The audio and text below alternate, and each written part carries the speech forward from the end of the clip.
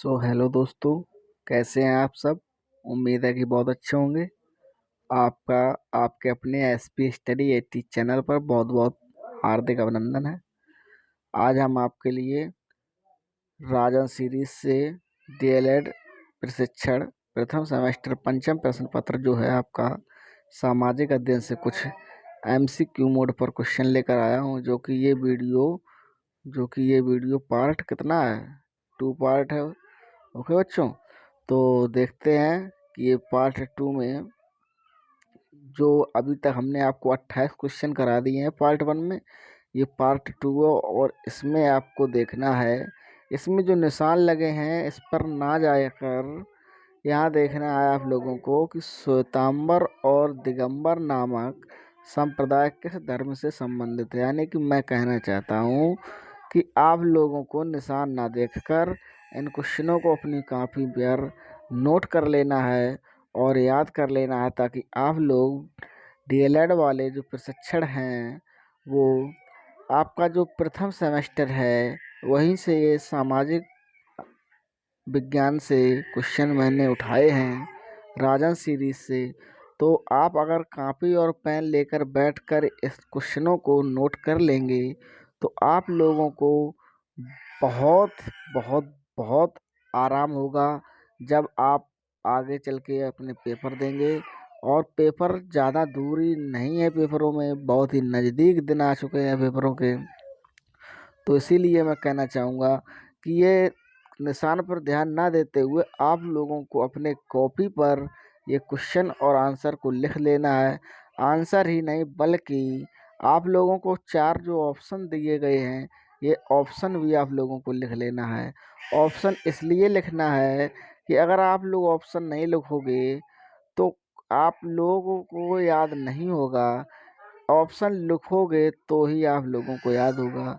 काफ़ी बच्चे ऐसे भी होते हैं कि उसने लिखा श्वेतांबर और दिगंबर नामक संप्रदाय किस धर्म से संबंधित है। जैसे कि उसने ये क्वेश्चन लिख लिया और आंसर में सिर्फ क्या लिख लिया, जैन धर्म। क्या लिखा? जैन धर्म। जब उसने जैन धर्म केवल लिखा, जब वो है बच्चा याद करने को बैठता है तो उसको हकीकत है कि वो जैन धर्म याद तो नहीं कर पाता है। जैसे श्वेतांबर और दिगंबर नामक संप्रदाय किस धर्म से संबंधित है, यहाँ पर तो जैन धर्म से संबंधित है। लेकिन वो बच्चा पढ़ तो लेता है जैन धर्म से संबंधित है, लेकिन वो बच्चा याद नहीं कर पाता है। लेकिन जब वो बच्चा पेपर देने जाता है, पेपर में बैठता है, तो वहाँ पर अगर 4 5 6 जितने भी ऑप्शन दिए हैं उसमें अगर जैन धर्म दिया है तो वहाँ घर पर तो उसने याद नहीं कर पाया था। लेकिन वो वहाँ पर क्या करता है, उसके माइंड में वही रिपीट आता है, रिपीट करता है अपने माइंड को कि उसने क्या पढ़ा था। तो उसको हकीकत है कि याद आ जाता है जैन धर्म। क्यों याद आता है? क्योंकि उसने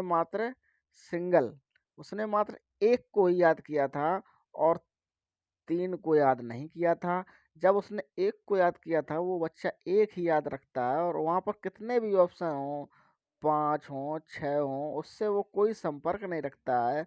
वह सिर्फ बच्चा क्या करता है कि अपने कोई संपर्क ना रखकर उसे वह सिर्फ जैन धर्म को ही याद करता है।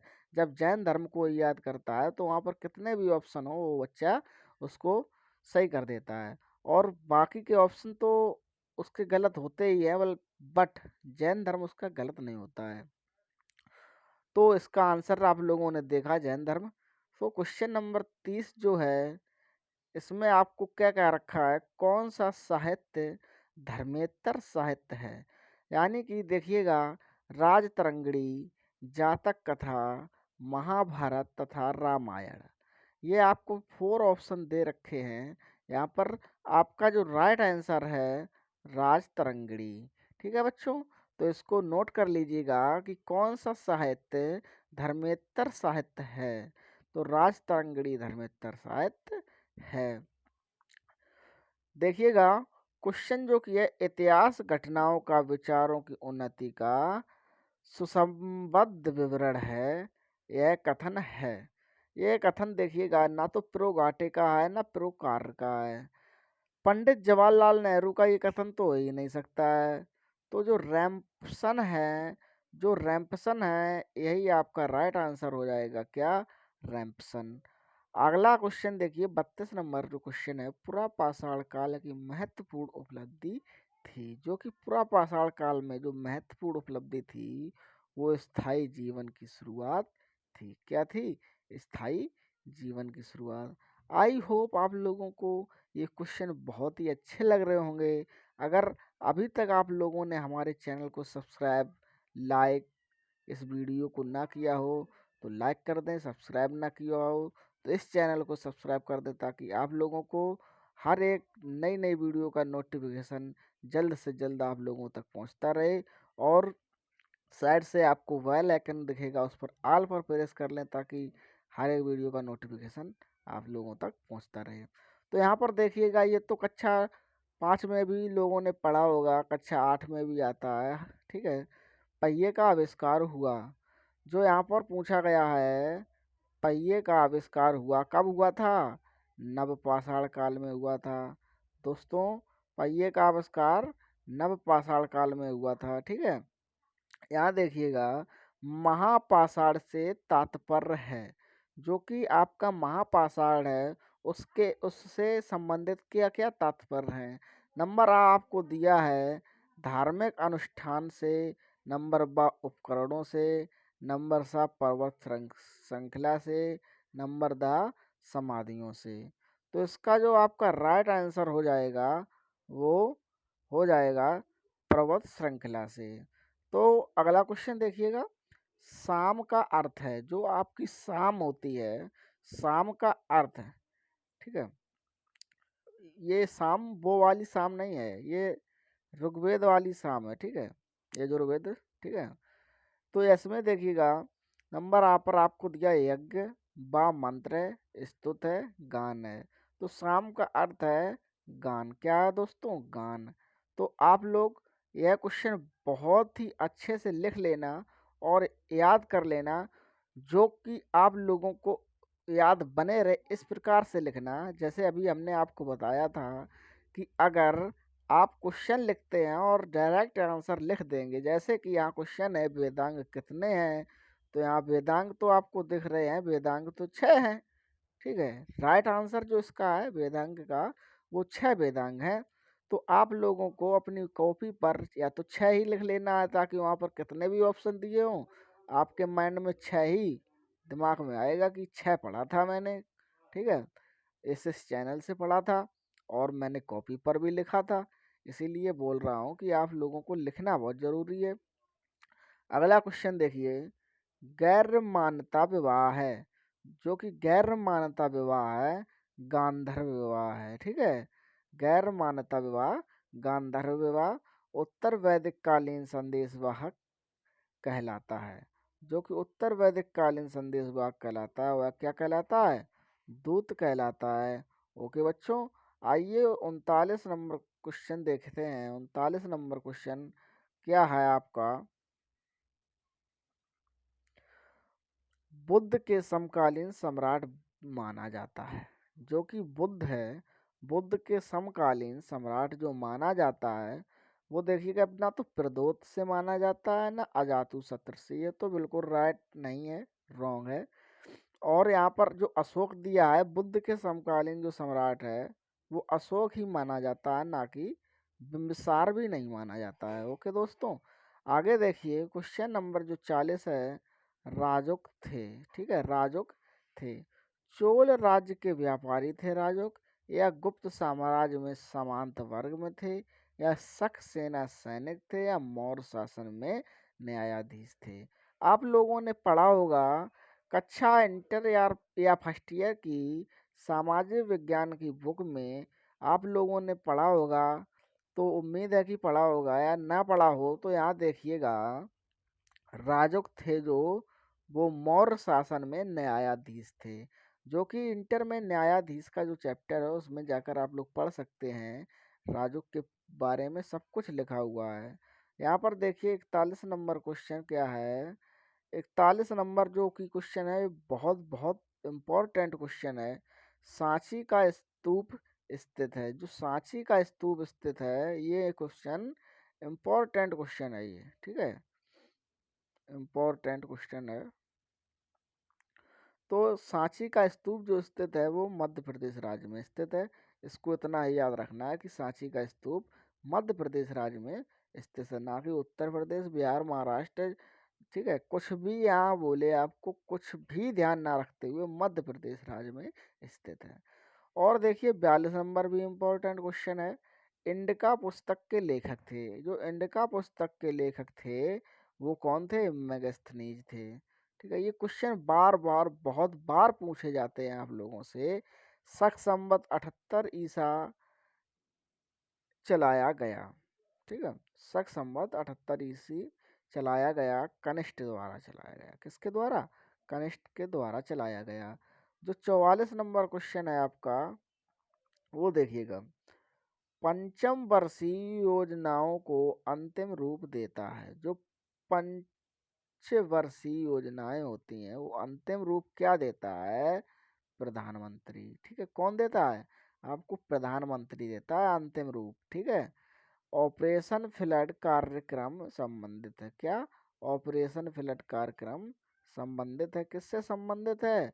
दुग्ध उत्पादन की वृद्धि से संबंधित है, ना कि बाढ़ रोकने, पानी, कृषि, किसी से भी संबंधित नहीं है। ये किससे संबंधित है? दुग्ध उत्पादन की वृद्धि से। क्या? Operation flood. ठीक है, ओके, कोई दिक्कत नहीं हुई होगी यहाँ तक। आगे देखिएगा 46 नंबर क्वेश्चन आपसे क्या कह रहा है? गद्य और पद्य दोनों में रचित वेद हैं। कौन से? गद्य और पद्य दोनों में रचित वेद हैं। इसमें से कौन कौन से रचित वेद हैं? तो देखिएगा, ऋग्वेद, सामवेद, यजुर्वेद, अथर्ववेद। ठीक है, तो इसमें से यजुर्वेद आपका राइट आंसर हो जाएगा।